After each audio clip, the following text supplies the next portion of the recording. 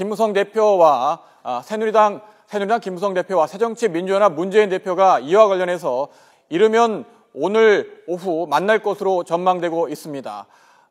야당혁신위원회가 해당 행위자로 지목한 조경태 의원은 조금 전에 기자회견을 열고 강력하게 반발했습니다. 국회 연결해서 정치권 소식 자세히 알아보겠습니다. 이승현 기자. 네, 국회 나와 있습니다. 네, 먼저 여야 대표가 이르면 오늘 오후 만난다고요? 네, 그렇습니다. 새누리당 김무성, 새정치민주연합 문재인 대표가 이르면 오늘 오후에 회동할 것으로 보입니다.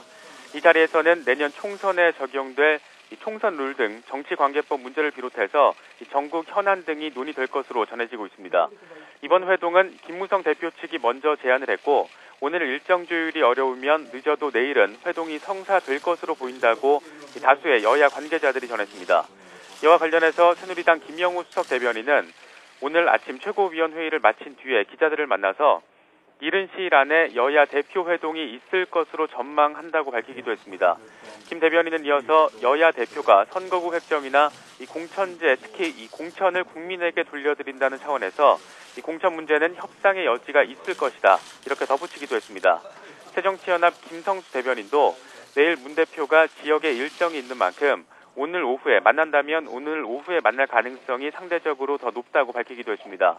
야당의 또 다른 핵심 관계자 역시 여당이 공식 제안을 해온 만큼 오늘을 포함해서 시점을 조율하고 있다고 설명하기도 했습니다.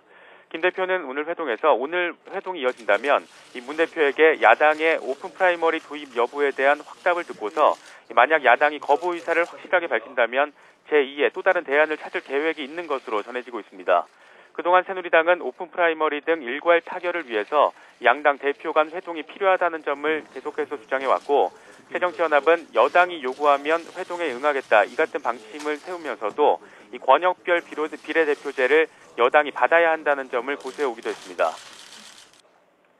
네, 새정치민주연합 조경태 의원 조금 전에 기자회견 열었는데 혁신위원회에 대해서 징계 운운하지 말고 차라리 제명해라 이렇게 강력 반발했죠? 네, 그렇습니다. 새정치민주연합 조경태 의원이 30분 전인 10시 반에 국회에서 반박성 기자회견을 열었습니다. 조 의원은 이 자리에서 혁신위가 자신을 해당 행위자라고 지목한 것과 관련해서 징계 운운하지 말고 자신부터 해명하라 이렇게 밝혔습니다. 그러면서 누가 해당 행위자인지 당원과 국민들에게 공개 투표로 물어볼 것을 제안한다면서 이같이 강조했습니다. 그러면서 혁신안을 통과시킨 지난 중앙위원회에서 반대자가 있었는데도 만장일치라고 하는 것이 집단적 광기가 아니고 무엇이냐 이렇게 반문하기도 했고 반대나 비판에 대해서 대안을 제시하려고 해야지 징계하거나 입을 막으려고 하는 것은 반민주적 발상이라고 비판하기도 했습니다. 또 문재인 대표와 혁신위원회는 당원과 국민을 기만하는 행위를 즉각 중단해야 한다고 덧붙이기도 했습니다.